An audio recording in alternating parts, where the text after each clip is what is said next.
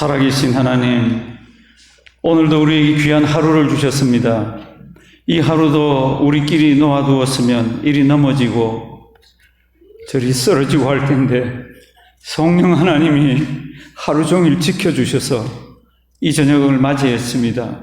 주님의 이름으로 우리 뉴저지 평화교회가 모였습니다. 주의 신이 함께 하시고 우리가 말씀을 짧게 보지만 우리 눈을 열어 주의 법의 기이한 것을 보는 시간이 되게 해 주시옵소서.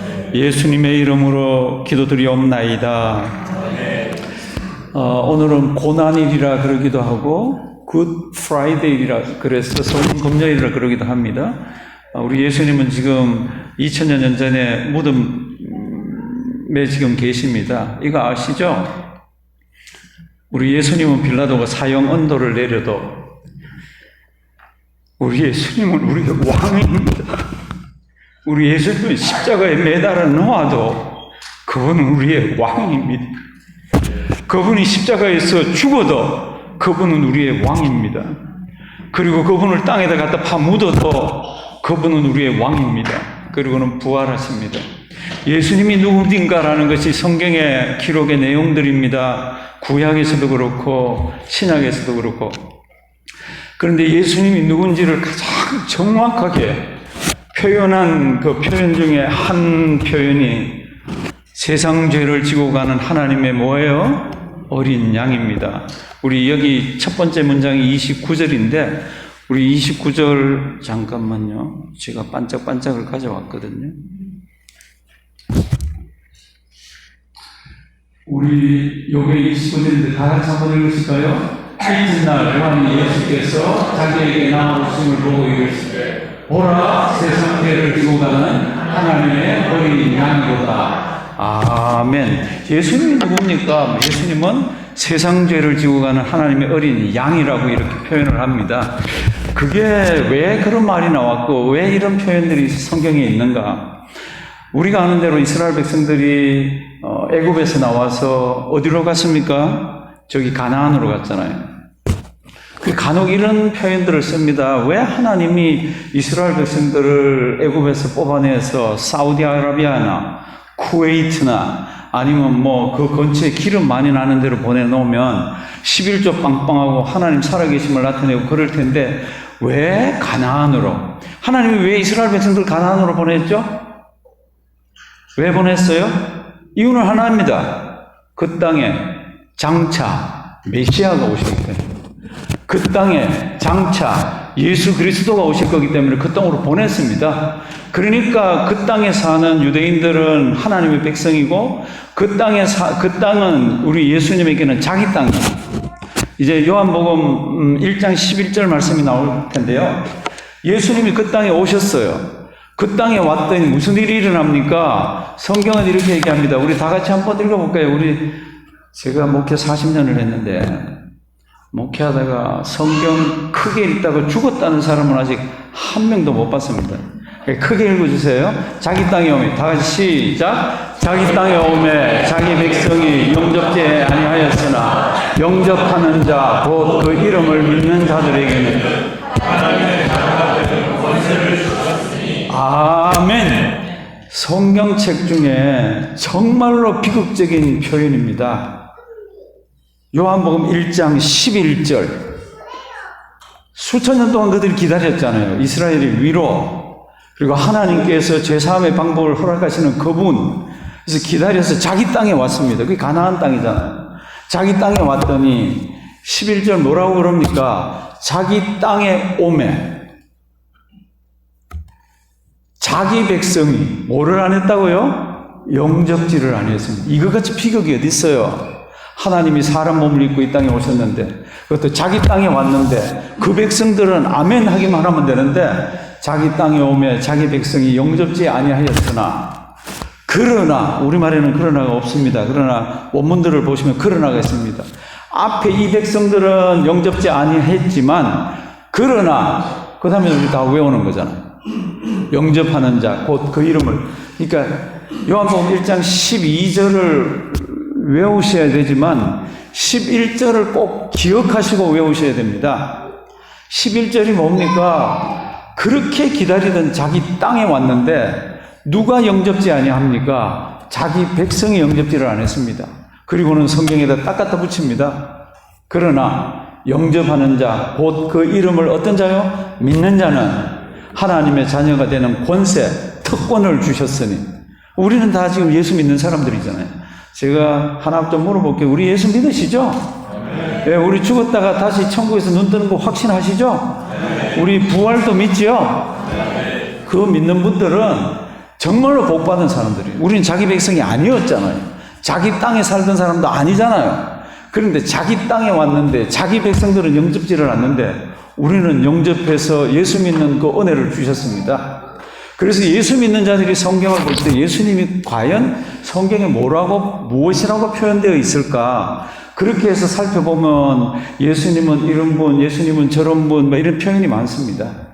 그러면 다 뭉뚱거려서 예수님은 하나님이시고, 다 뭉뚱거려서 예수님은 사람이시고, 그 다음 중요한 게 하나 있죠.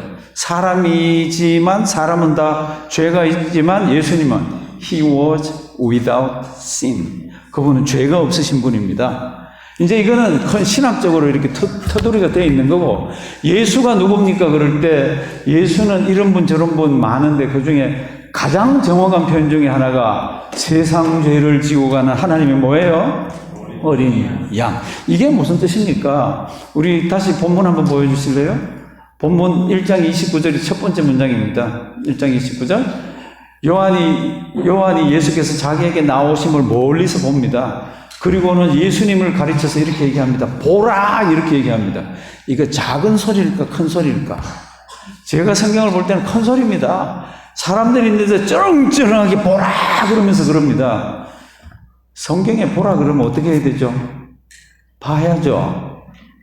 그렇죠. 아주, 이건 상식이에요. 보라! 그러면 무슨 내용이 있는지, 그리고 머릿속으로 그림을 그렸어요. 그 사람이 움직입니다. 움직이는 사람을 향해서 뭐라 그럽니까? 오, 사람! 오, 저분 스승! 뭐 이렇게 얘기 안 하고 세상 죄를 지고 가는 하나님의 어린 양! 이렇게 표현합니다.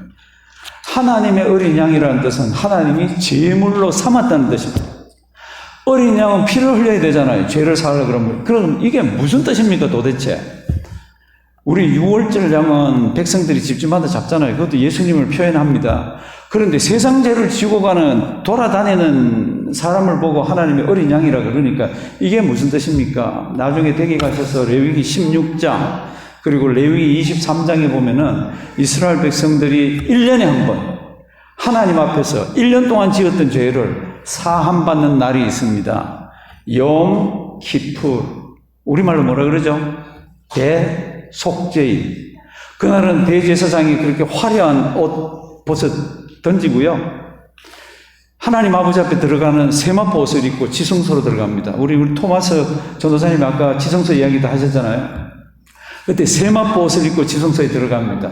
그리고는 그 모든 것들을 다 제사를 다 드리고 제사를 성전에서 다 드린 제사에 딱 제물 하나를 남겨놓습니다. 그게 뭐냐 그러면 염소입니다. 그 염소 이름이 아사셀 염소입니다. 아사셀 염소? 근데 이거 아세요? 구약에서는 양하고 염소하고 제물을 교차해서 써도 괜찮은 거. 우리 6월절 하나님께서 그걸 주실 때 1년 된 수컷 어린 양을 잡아라 그랬잖아요. 그래서 출애굽기 12장 5절을 가면은 양도 좋고 염소도 좋다. 그래서 구약에서는 양하고 염소를 이렇게 같이 이렇게 드려야 되는데 양을 드려야 되는데 염소를 드려도 되고 그랬습니다. 근데 이제 마지막 대속죄일 날 대제사장이 자기 이 세마포 옷을 입고 마지막으로 하는 게 뭡니까? 그럼 마지막으로 남겨놓은 그 염소 아사셀 염소 머리에 안수를 하고 안수 내용이 이 유대인들 예배 드리는 데 보면 있습니다. 자기 1년 동안 지었던 모든 죄를 그 염소 머리에다가 다 이렇게 하면은 그 염소 맡은 사람이 염소를 끌고 예루살렘 성을 떠나서 이제 죽는 곳으로 데려갑니다. 그게 이제 무인 광야인데 험한 광야입니다. 그러면 이제 염소를 사람들이 끌고 가잖아요. 그러면 그 백성들이 봅니다. 그럼 그 염소가 무슨 염소예요? 자기 죄를 지고 가는 염소죠. 자기 죄를, 온 백성의 죄를 지고 가는 용서예요. 그게 1년마다 있습니다. 근데 그걸 알아요. 그러니까 대제사장에게 백성들이 부탁을 합니다. 대제사장님, 오늘 대속죄를, 오늘 이 제사 실패하면은 안 됩니다. 실패하면 우리 죄 사함을 받을 수가 없습니다. 우리가 죄 사함을 받을 수 없으면 하나님 앞에 설 수가 없습니다. 그러니까 이 제사는 정말 잘 드려야 됩니다. 그렇게 한 마지막 제사가 그 흑염소, 아사셀 염소 머리에 모든 백성의 죄를 전가시키고 이제 죽는 곳으로 보냅니다. 그러면 사람들이 그걸 어떻게 해요? 그걸 봅니다. 그러면서 가는 걸 보면서 지고 가라, 내 죄를. 지고 가라. 끌고 가는 사람이 낭떠러지에 가서 떨어뜨리면요, 아주 산산조각이 납니다. 그게 이스라엘 백성들이 1년마다 한 번씩 하는 겁니다. 그러니까 세례요한은 지금 보라 세상죄를 지고 가는 하나님의 누구예요? 어린 양.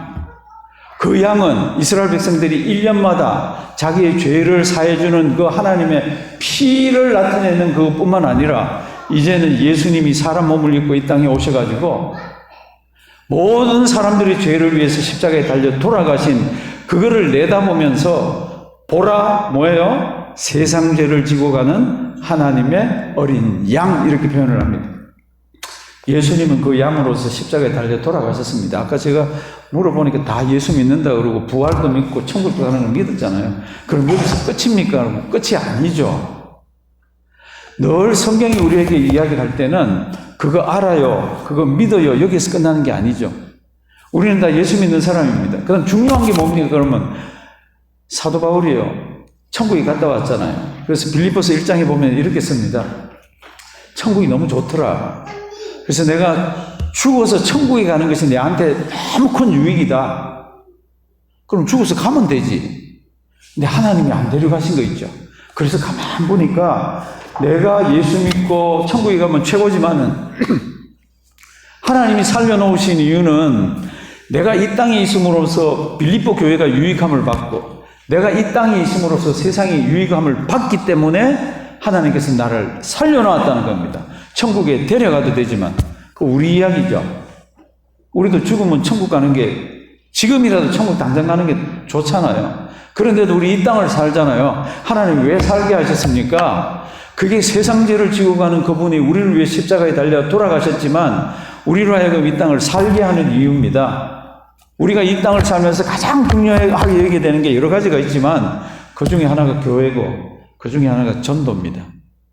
사도 바울이 예수님의 은혜를 받고 막 세계 선교를 다니잖아요. 땅끝까지 이르러. 그런 열정을 가지고 전도하고 선교하고 이러면서 결국 세워놓은 게 뭡니까? 그러면 전도하고 땡이 아니고 가서 믿는 사람 만들어 놓고 땡이 아니고 어떻게 했죠? 교회들을 세웠습니다. 교회가 얼마나 중요합니까? 오늘 저녁 때 우리 예수님이 우리 위해서 십자가에 달려 돌아가시고 무덤에 들어가 계신데 우리에게 가장 중요한 것 중에 하나가 뭡니까? 그럼 믿는 거죠. 그건 다 믿는 거고 또 중요한 게 뭡니까? 그러면 유저지 평화교회입니다. 하나님이 이 교회 로컬 처치로 나에게 이 시대에 이 장소에서 살면서 주신 교회입니다. 이 교회는 하나님 주님이 피값으로 사신 교회입니다. 어떻게 섬겨야 됩니까? 충성을 다해서 섬겨야 되는 거죠. 근데 그게 쉽지가 않아요. 정말 쉽지가 않아요. 한 꽤 오래 전입니다. 제가 LA에서 무슨 회의가 있어서 이렇게 회의 한 며칠 참석을 하는데 그 교회 연세가 많이 드신 장로님이 얼마나 교회를 잘 섬기는지 몰라요. 나 그렇게 열심히 섬기는 분 처음 봤어요. 근데 그분이 좀 저를 좋아하시더라고. 그래서 이제 같이 커피도 마시고 이야기도 많이 나눴는데 하루는 둘이 앉아서 이렇게 커피를 이렇게 마시는데 제 앞에서 자기 배를 훌떡 이렇게 들더라고요. 저도 남자고 그 장로님도 남자잖아요. 배를 훌떡 뜯기니까 머리카락이 쫙 서더라고요. 설 머리카락은 별로 없지만. 근데 한다고 쭉 서는데 보니까 거기에 깊은 칼 자국이 이곳저곳 얼마나 난자하고 있는지 모릅니다. 이분이 자기 얘기를 하더라고요. 목사님, 제 얘기 한번 들어보실래요? 자기가 한국에서 이제 공부를 굉장히 많이 했습니다. 부인 권사님도 공부를 굉장히 많이 했습니다. 아주 명문대학 나와서 아주 한국에서 1960년대, 50년대 말 이럴 때 이제 생활을 하니까 윤택하죠. 이제 윤태경 가운데 생활하다 자기 아이들 보니까 이게 장래가 없는 거예요. 한국에서 자기들 생각에. 그래서 우리 이민가자 그러고 미국으로 LA로 왔습니다. 이 사람이 한국에서 좋은 직장, 부인 좋은 직장 다 치우고 미국 오니까 할 게 뭐 있어요? 장사하는 거지. 그래서 이제 장사를 해보니까 우와 1960년대 이때 70년대 초에 돈이 어마어마하게 불리는 거예요. 뭐 장사 재주가 없는데 막 돈이 막 들어오는 거예요. 그래서 이분 얘기가 집에 가서 돈을 세는데 그렇게 재밌을 수가 없더래. 밥 못 먹어도 그렇게 힘이 나고 좋을 수가 없더래. 그래서 이제 돈 벌리는 건 잡아 던져놓고 셀 수도 없어가지고 이제 이 사람들이 원래 신앙인들이에요. 그래서 이제 미국에 와서 이렇게 얘기합니다. 우리 돈 좀 더 벌고 교회 가자. 이 정도 벌리면 우리 벌어놓고 가도 충분하겠다. 그리고는 아이들도 좋은 대학, 좋은 집, 좋은 데 할 거는 다 했습니다.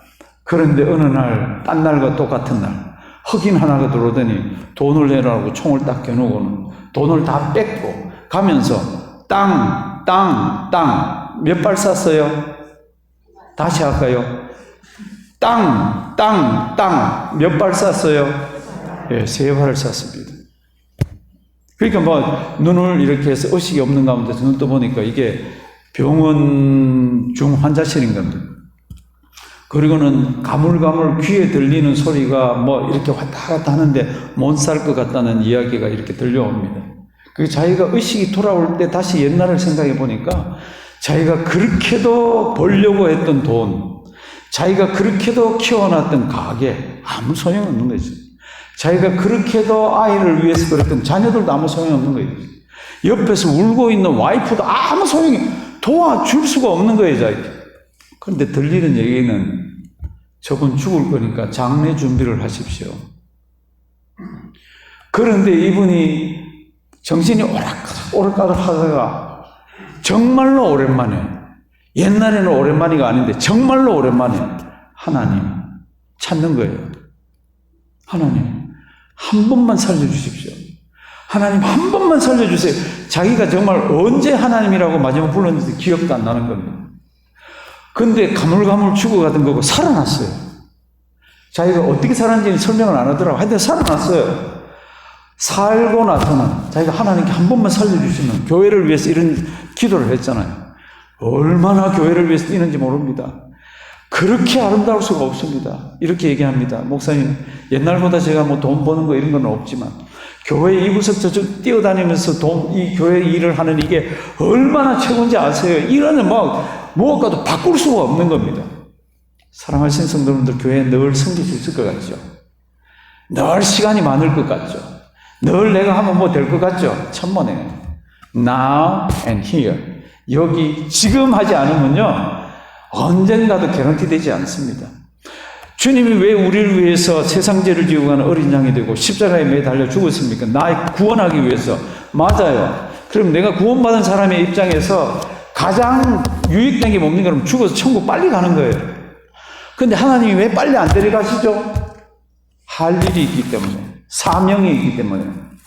우리 평화교회에 하나님께 사명을 주셨잖아요. 교회 잘 섬기고 선교하고 죽어가는 영혼들을 주님 앞으로 불러내고, 내가 예수 믿으라는 얘기를 안 하면은 죽을 때까지 예수 믿으라는 소리 못 듣고 죽는 사람들이 있을지도 모릅니다. 누구 책임이에요? 내 책임. 한번 따라 하실래요? 내 책임. 내 책임. 주님께서 십자가에 이렇게 어마어마한 사건을 우주적으로 일으켰습니다. 영원하신 하나님이, 무한하신 하나님이, 변하지 않는 하나님이 이 사건을 일으켰습니다. 그런데 이 사건이 나에게 와서 최고는 뭡니까? 내가 예수 믿는 거죠. 구원받은 거죠. 그 다음은 뭡니까? 그러면 주님의 일, 사명을 갖는 거죠. 내가 무슨 직분이 뭐든지 간에, 내가 어떤 상황 가운데 있든지 간에 참 마음과 뜻과 정성을 다해서 교회를 바로 섬겨 나가는 거, 그게 하나님의 백성의 바른 자세입니다.